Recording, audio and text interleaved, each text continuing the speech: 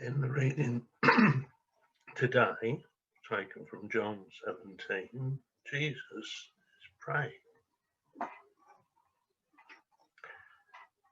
He says, I am not praying for the world, but for those you have given me, for they are yours.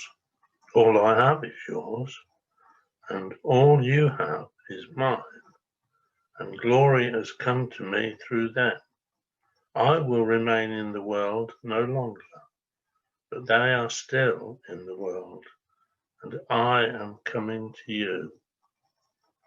Holy Father, protect them by the power of your name, the name you gave me, so that they may be one as we are one.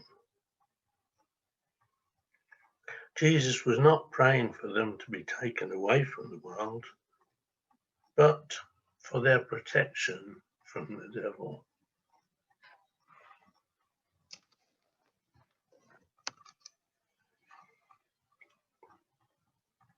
As you may be aware, last Thursday was Ascension Day, the day that commemorates Jesus returning to his Father in heaven. He was leaving his disciples behind and wanted to reassure them. So, Jesus was praying for his disciples. However, didn't they die a long time ago? No need to pray for them now, is there?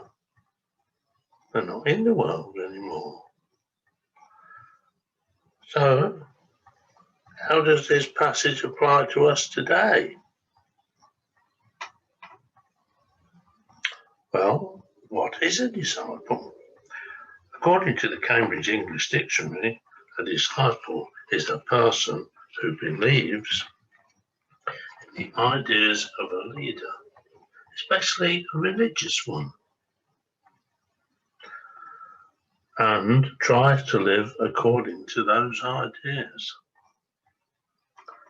Dictionary.com defines a disciple as a person who is a pupil or adherent to the doctrines of another, one who embraces and assists in spreading the teaching of another, any follower of any person. I then wanted a more specific definition of what a Christian disciple is and found this. A Christian disciple is a person who accepts and assists in the spreading of the good news of Jesus Christ. I found more information, as always, in the Bible. Mark 8:34. Then he called the crowd to him along with his disciples and said, whoever wants to be my disciple must deny themselves and take up their cross and follow me. It would seem from this that anyone can be a disciple. Maybe you could be a disciple. It doesn't seem to need to be limited to 12. In fact, in the Bible, in Acts 1,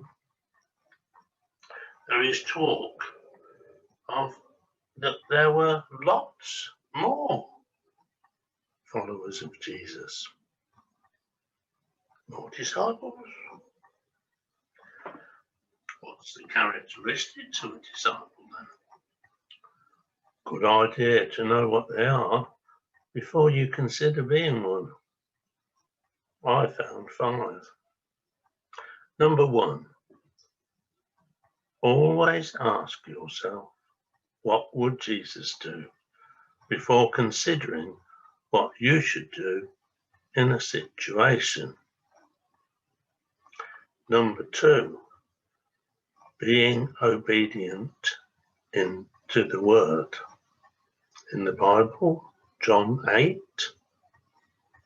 To the Jews who had believed him, Jesus said, if you hold to my teaching, you are really my disciples, Then you will know the truth, and the truth will set you free. Number 3, pointing the way to Jesus through our behaviour in the world. John 15. I am the vine, you are the branches. If you remain in me and I in you, you will bear much fruit. Apart from me, you can do nothing. Number 4, love one another. Again in the Bible, John 13. A new command I give you, love one another as I have loved you. So you must love one another.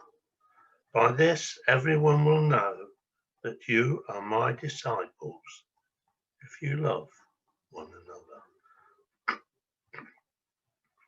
The way we act and respond to our church colleagues and others is vital, plays a very important part in attracting others to join us. The way we act and respond to our is vital.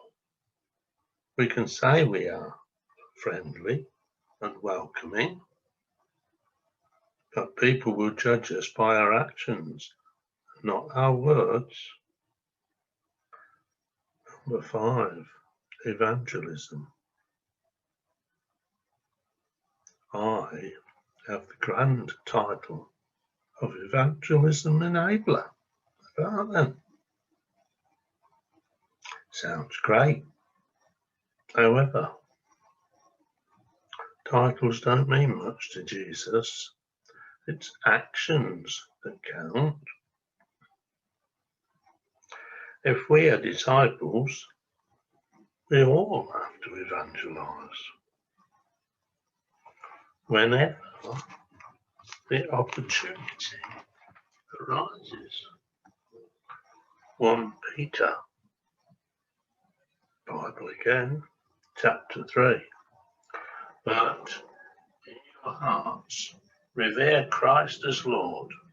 Always be prepared to give an answer to everyone who asks you to give the reasons for the hope that you have. But do this with gentleness and respect.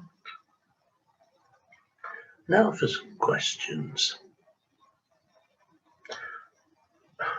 If you were in church today, I ask you not to shout out.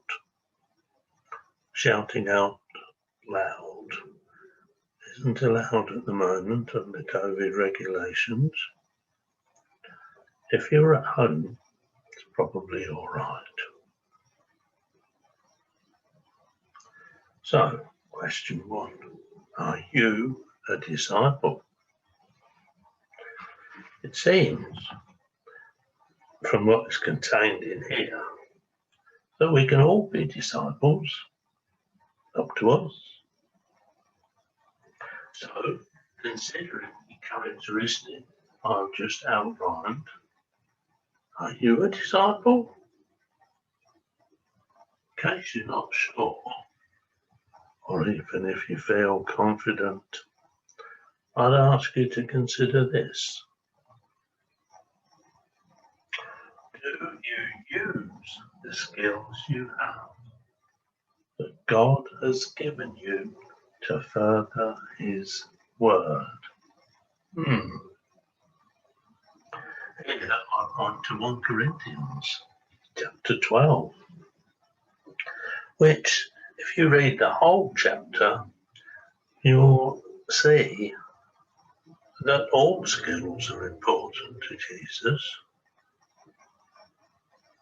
The ones that help things along in the background quietly, keep things running smoothly, are just as vital and meaningful to Jesus as those who push their way forward to the front. always very visible.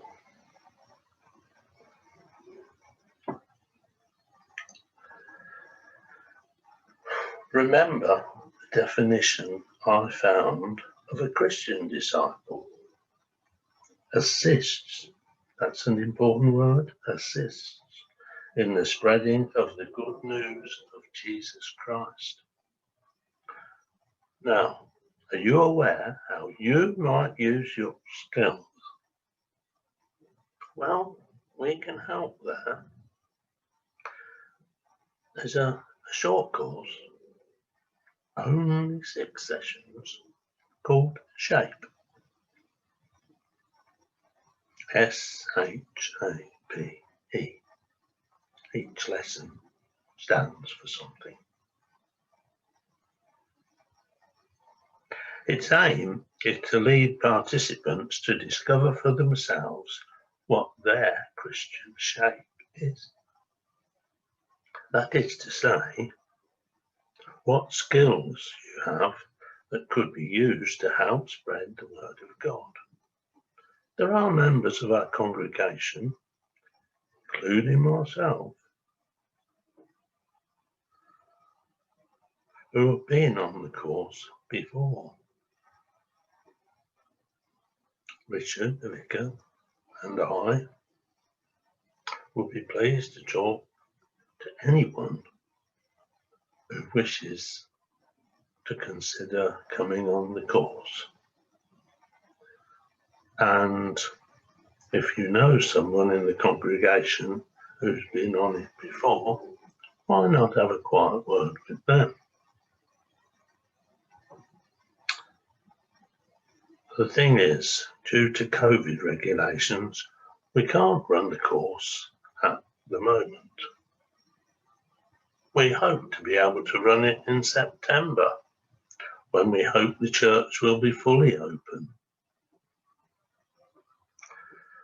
But in the meantime, I ask you to pray about it and consider what you might do.